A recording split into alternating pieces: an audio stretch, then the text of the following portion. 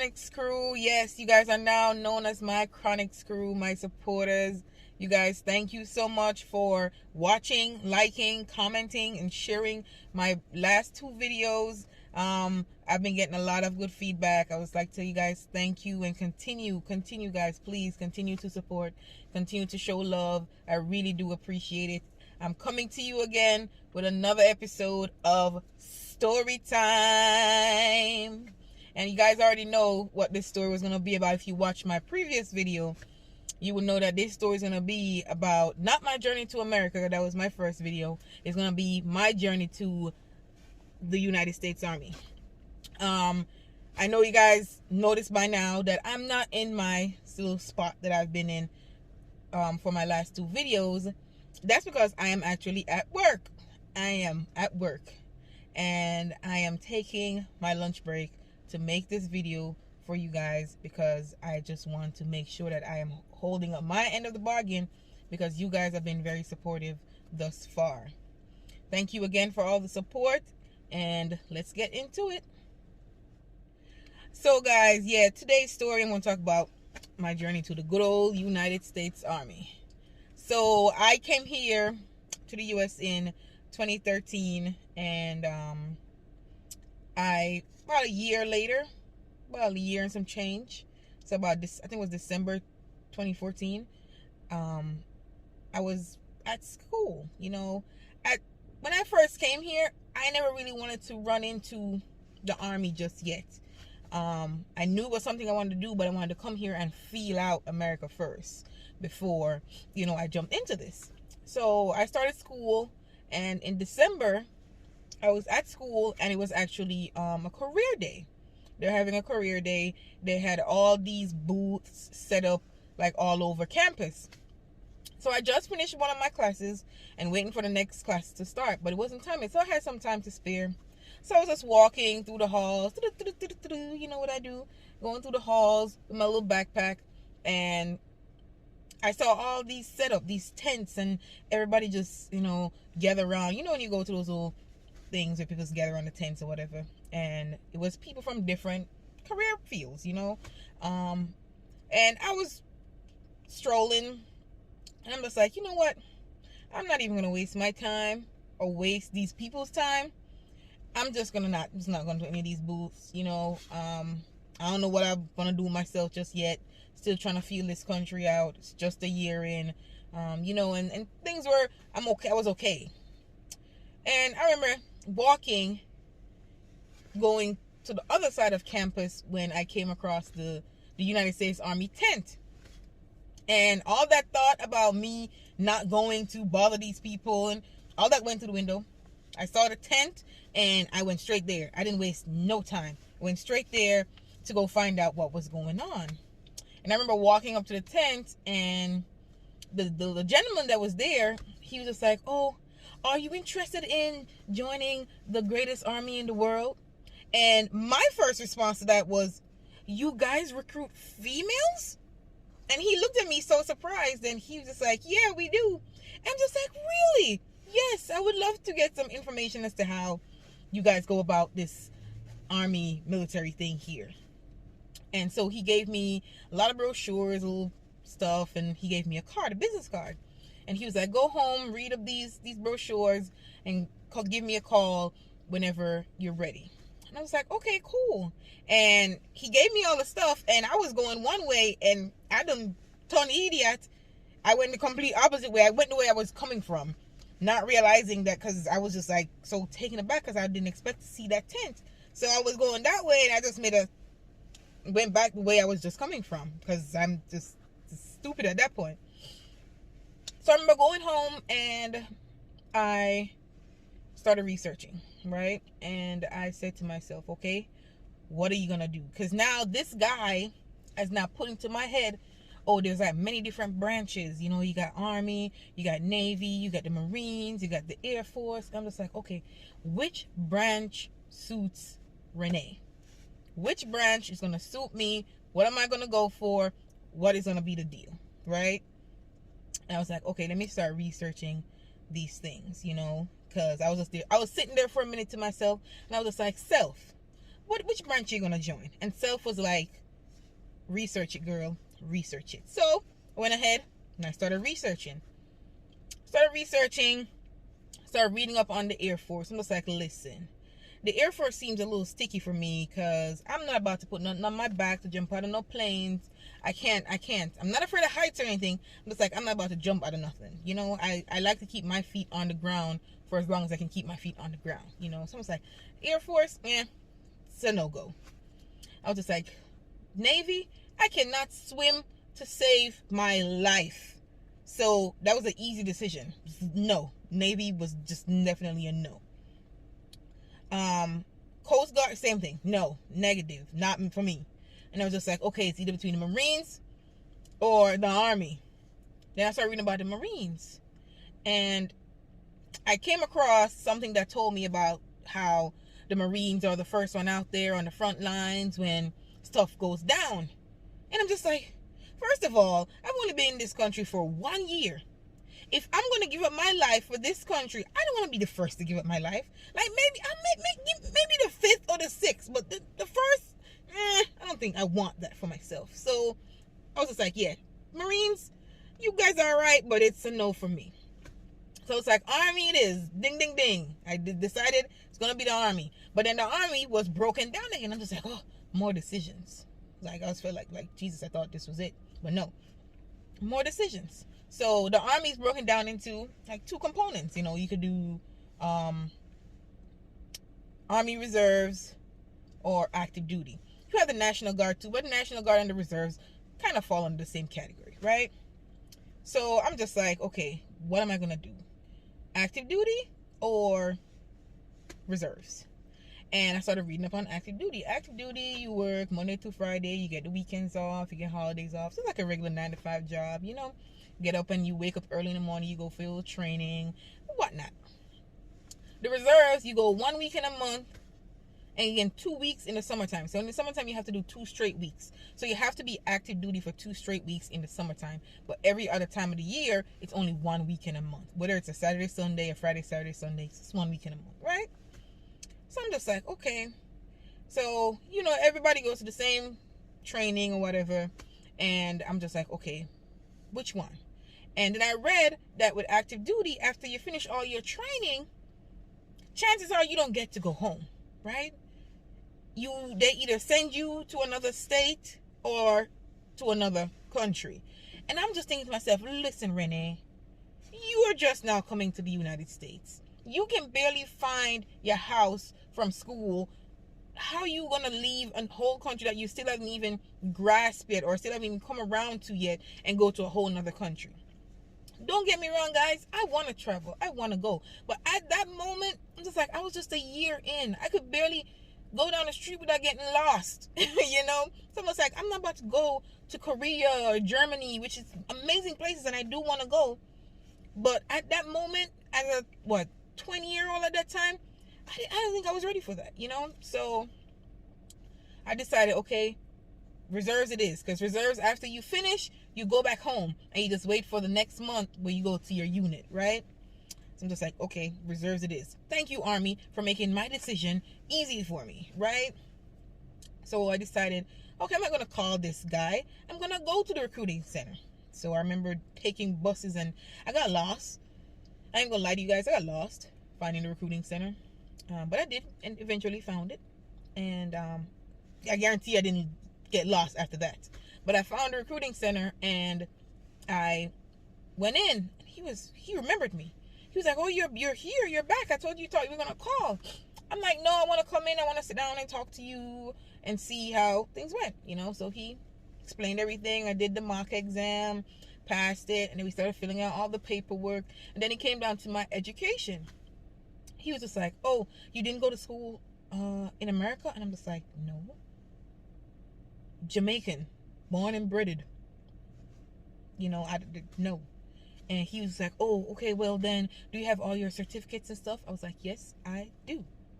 And he was just like, so we're going to need to evaluate all your certificates to see if they're up to the U.S. Academic standards. Okay, sir. Fine. Sure. You can have my certificates. You can do whatever you want to do with them. So what he told me that the process of joining the army would have taken about 2 weeks.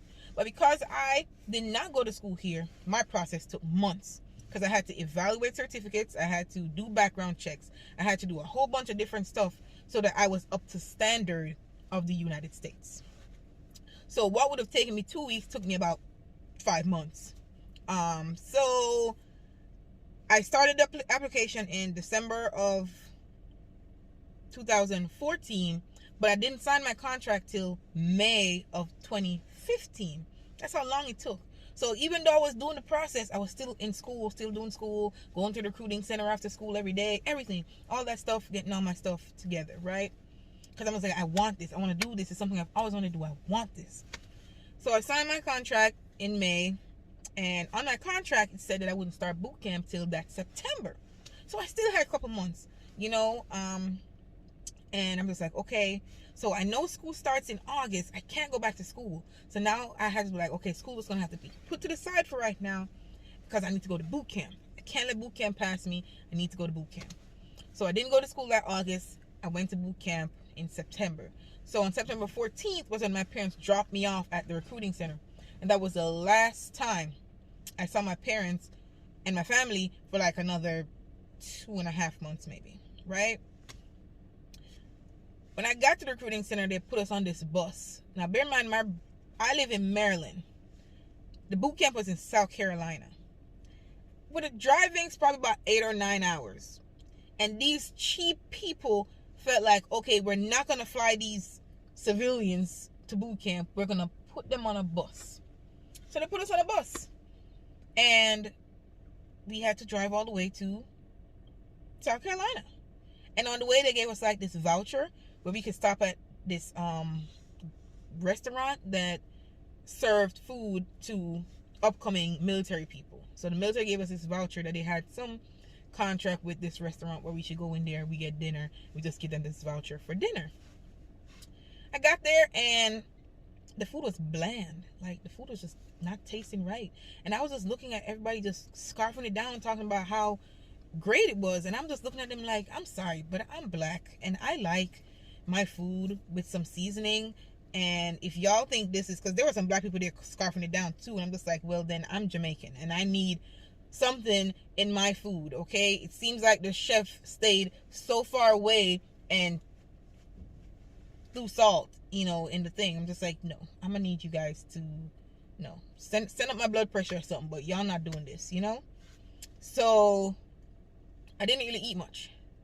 We got to South Carolina on the big military base for training, Fort Jackson. And I remember we got there about maybe after 11 o'clock that night. Very tired, very bus lagged. Not jet lag, because them juggernauts didn't fly us out there. They bust us out there. So I was bus lagged, And I remember when we pulled up, I just hear this loud shouting. Loud speaker box type of shouting. Get off the bus, get off the bus, get off the bus. And I'm just like, who is shouting? It is 11 o'clock at night. Why are you shouting? Right? Came the bus, told us how to get off the bus. We got off the bus, we had our backpacks. He told us to drop the backpacks on the floor and get down in the front leaning rest. For those of you who don't know, front leaning rest is push-ups. You about to do push-ups. And I'm over here like, 11 o'clock, dog? 11 o'clock at night. You want me to do push-ups? Really? Really? Like, you didn't have nothing, you're not tired, you didn't do anything with your day, that you have so much energy right now to not, one, be shouting, but two, walking around here making sure I'm doing push-ups. We could have done this in the morning, but that's neither here nor there. I did the push-ups because I couldn't do nothing. I'm a 20-year-old civilian coming here trying to be a soldier. I'm not going to tell this grown man that's shouting at me to not shout at me, as much as I wanted to tell him. So I did the push-ups. We got up, took our bags up, and we went into this building. And then to the building, we went in there. They talked to us about the military again, as if I didn't read about it 15 times over. But I let them go ahead. I digressed, and I let them go ahead. After that, they told us, hey, we need to go get our pictures taken. I'm just like, you people waste no time. Like, I'm over here tired thinking, okay, when we get here, I'm just going to go sleep. No, people, I kid you not. I didn't go to sleep till like maybe 4 o'clock the next morning. And I was just tired. And I went to sleep in these little barracks that they had, like was a little container that they turned into barracks, but they put like bunk beds and stuff into where we had to go sleep. About 4 o'clock, I went to sleep. By like 7, 8 o'clock, they were waking us up again. I was like, yo, y'all doing too much. I don't get up this early in the morning, okay? This is why I set my classes for school for late, so I can stay in my bed. And y'all coming in here waking me up, that I got issues. I got issues with that. But again, I couldn't say these things. I had to just go with the flow. This is what you wanted, Renee. You signed up for this shit. You got to go with it. So I got up and they brought us through this process. The process took about a week, where we got uniforms, boots, gears, shots, ID cards, everything that we needed, dog tags, everything that we needed for boot camp, they gave to us. And I remember like the last day or the day before we were supposed to leave for boot camp, I remember the last thing we were supposed to get were our undershirts, like these little shirts here. And I was small back then. I wasn't the fatty I am right now. I was small back then, right? So I went in there and the lady was just like, oh, we don't have any size to fit you, ma'am, because you're extra small and we don't have any extra small. Do you want the smalls? And I was like, yeah, sure, I'll take the smalls. Like, how much more bigger is a small from an extra small? She was like, okay, I'll go get you the small.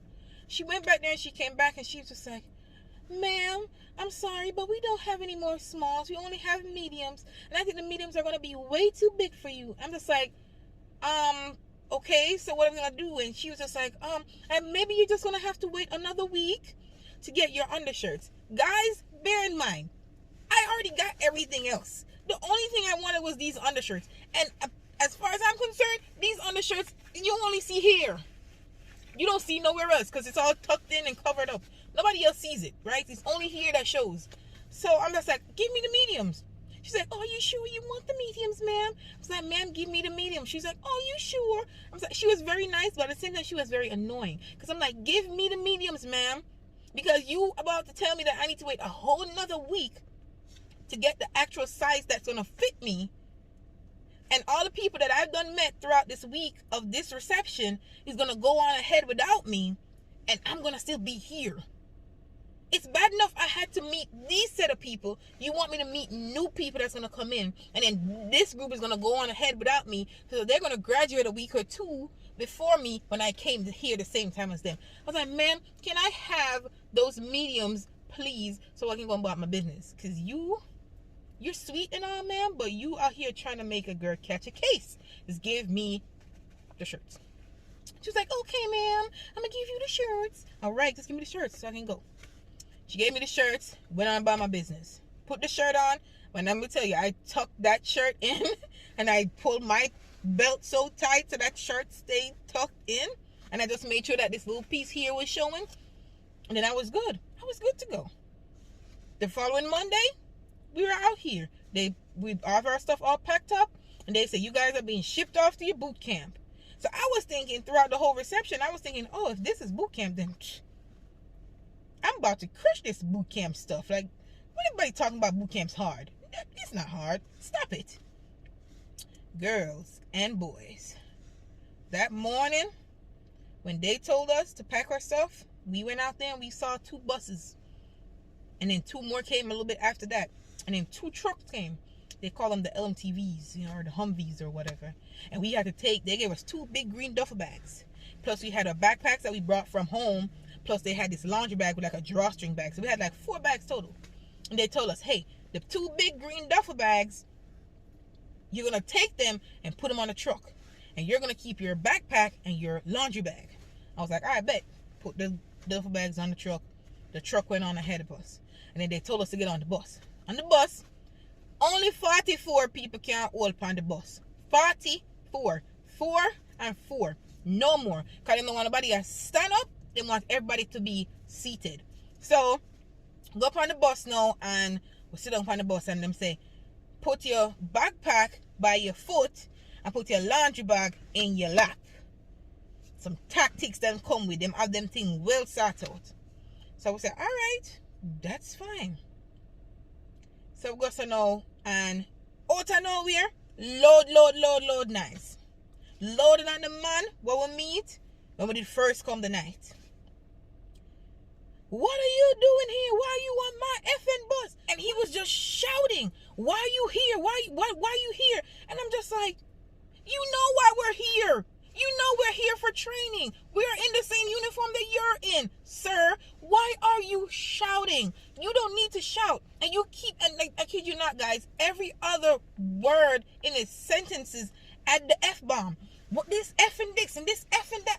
I was like, sir, you're too aggressive. Come to find out, he's a drill sergeant. I didn't know. I saw the hat, but like I said, coming from the civilian world, I didn't know.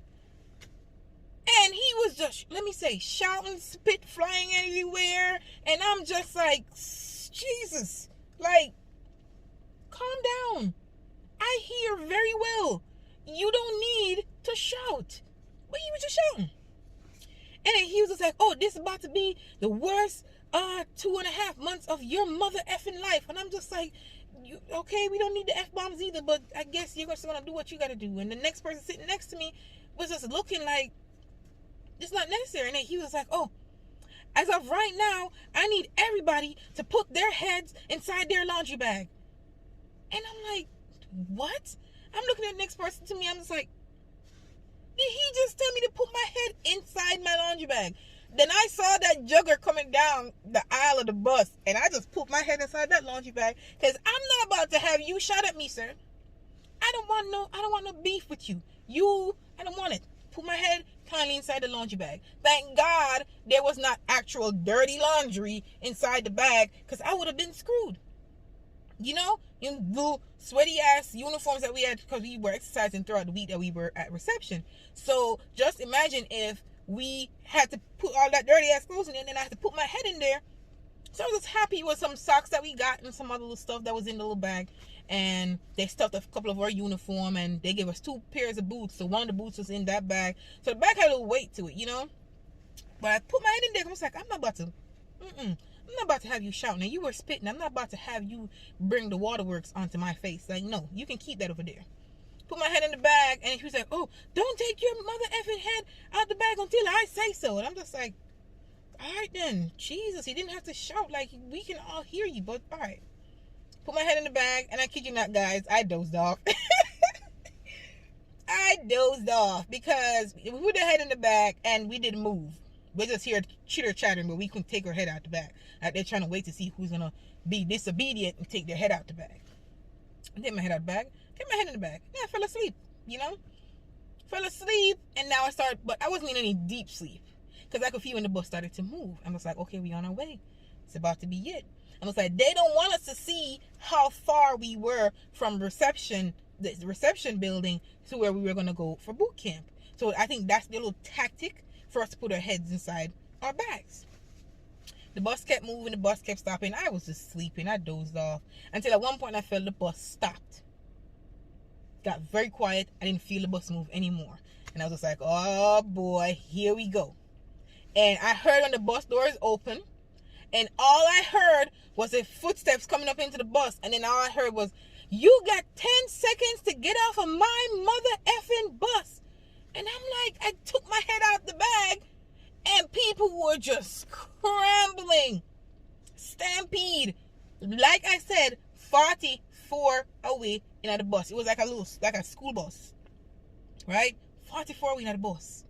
And this man want 44 people to get off the bus in 10 seconds. He is tripping. He lost a couple screws up here. But people are just running. And then I noticed in the back, you know, they have those emergency doors in the back. I saw somebody pop that joint open, and I was closer to the back than I was to the front. And to the front was all combusted, and people were just stepping over people jumping over the seat and everything to get out of the bus. I'm like, I'm not going that way. I'm going to go here. It was a rush to go out here too, but it was easier to get out here because I was closer to the back. Went through. Your girl jumped down. By the time I jumped down and grabbed my laundry bag, it's the drill sergeant I see coming down, because there were other drill sergeants out there shouting. And that's what they call the shark attack.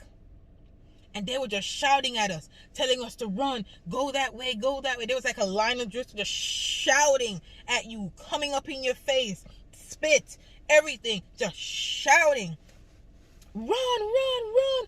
Pick it up. Why are you walking? Run, go that way, go. They were just shouting. I was nervous. The drill sergeant came and he slammed the back of the back of the bus door, because apparently we weren't supposed to go through that door. But listen, sir, you want 44 people to come off of this bus in 10 minutes. You're sick in your head if you think so the 44 will come off of the bus in 10 seconds. Boom, what's on run. I'm hook up my laundry bag. I'm have the backpack on my back. I run. And why are you running? Why are you walking? I'm just like, y'all some hooligans. Like, y'all some straight up bullies right now. Y'all bullying us for no apparent reason. Like, we don't need this right now, right? And he just kept going. He just kept going. And then when we got to where we were supposed to be, they were just like, toe the effing line. And I'm just like, you telling us to toe the line? Because there was like these little white light lines, and they're telling us to toe the line. First of all, I can barely feel my toes in these, what as Jamaicans would call them, Wakaman boots. I can barely feel my toes in these boots. You tell me to toe the line. Now bear in mind, I know what he meant, but I'm over here thinking, you tell me to toe the line, I can barely lift my foot up in these big ass boots. Nonetheless, I toed the line, right? Toed the line. Now I'm there in the position of attention. They're telling us to look dead ahead of us. Don't look to the side. Don't look to your left. Don't look to your right. Dead ahead, right? And now people were just panicking. People were falling out. People were collapsing. Panic attacks. It was still a little hot because it was September in South Carolina. It was still a little hot. It was still very hot. So people were passing out. And I remember this guy next to me done passed out. And I'm trying to, look the side eye. Look to the side. I couldn't look to the side because I had to keep my eyes like this, because naturally as human beings, you see somebody fall out next to you, you want to look. I just saw when the drill sergeant came up to me, I can see her my little peripherals here. She was like, oh, if you turn around your mother effing Ed, it's gonna be, you're gonna live to regret it, or some shit like that, she said. And I'm just thinking to myself, like, y'all aggressive.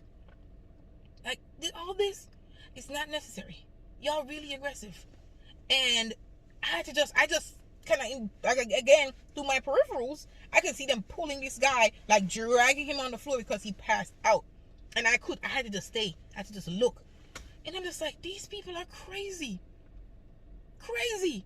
So, after they finished done shouting and dragging and doing all what they had to do, now we're in position of attention. And then the first sergeant went up to a podium and started welcoming us. And in my mind, I'm just like, y'all over here giving me a welcome right now after your bullies and your pack of wolves just attacked us. Now you want to kindly and warmly welcome us to South Carolina? I don't need it now. Y'all can keep your welcome at this point. I was over it. I was already over it because my heart was racing. Like, no, I don't want your welcome now. You can keep your little welcome. Like, no, your hooligans just attacked me. I don't want your welcome. Keep your welcome, ma'am. I'll tell you my goodbye in the next 2.5 months, but you can keep that welcome. And they gave us that little welcome, and then the first sergeant came down, and then it was just quiet. And then a couple seconds went by, and I remember the drill sergeant going up to the podium. One of the drill sergeants went up to the podium, and we just stood there. And then we saw the trucks come. And I was just thinking to myself, like, the trucks are left before us. How is the trucks just now coming?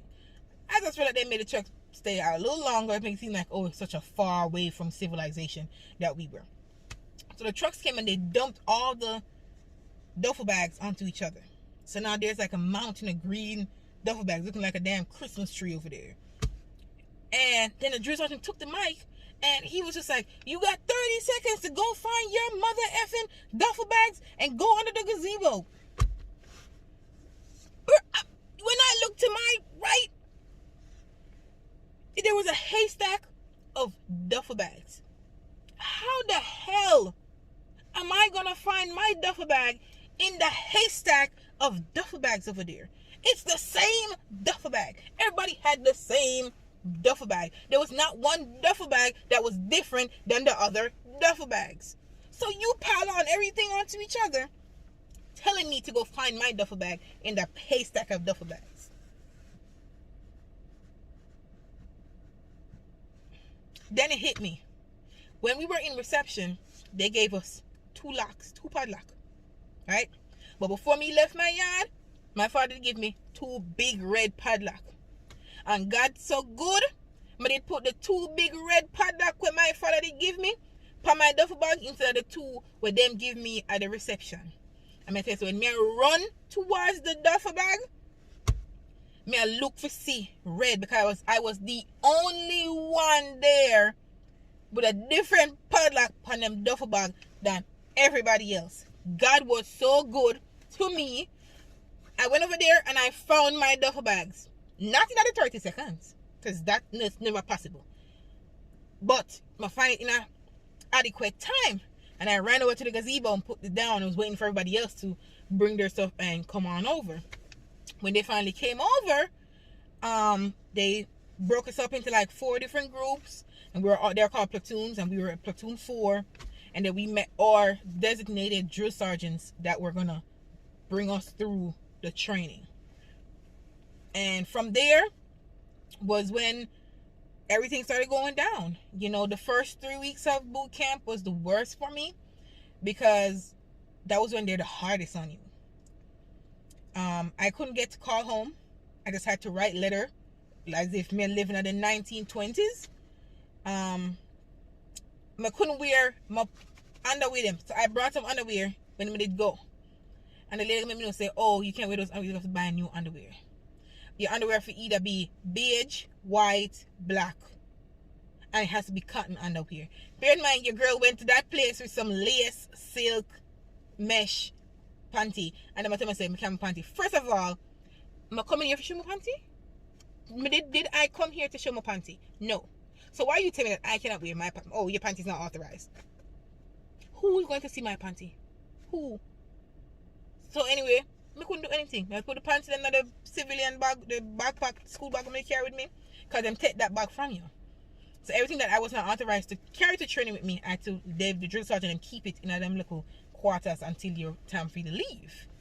Couldn't get it. And no panty will have color unless it's black, white, or beige. And that be cotton. Who would see my panty? I don't know. But me just go with the flow. Because I'm just say, you know, Renee, you're not there forever, you know. You're not there forever. You're going to go home one day. You're going to look back on this and see, oh, and people are just wicked. Give them a panty and tell them little idiot bingo panty with them give me, right? Couldn't do nothing about it. There's nothing I could do. But from there on out, boot camp was good. I learned that was the place I learned how to shoot my first gun. I learned how to throw a grenade. I met some wonderful people. I learned a lot of things. I learned how to do land navigation, how to use a compass, you know, how to use a protractor outside of the classroom. I learned a lot, and I met a lot of great people. And I would do it again if I could. I really, really would do it again if I could. And like I said, I'm a reservist, but I know you guys are probably thinking, oh, at least you're a reservist and you work 1 weekend a month, and you know you're still here. I'm a reservist, and why am I you know, in uniform today on a Tuesday if we only work 1 weekend a month? That's because I'm active duty right now, guys. I'm active duty now. I love it. What can I say? I love it. Almost 6 years in, I love it.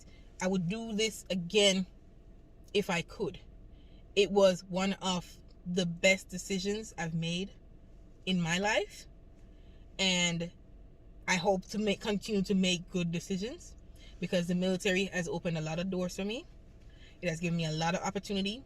This is the first job I've ever had and I plan to hold on to this job for as long as I can. So, but that was my journey. I graduated, and here I am, almost 6 years in now, doing my thing.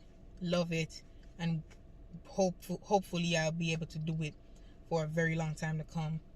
I appreciate you guys for listening in to another one of my stories. I have more stories to come. Thank you guys. Continue to like, comment, share, subscribe.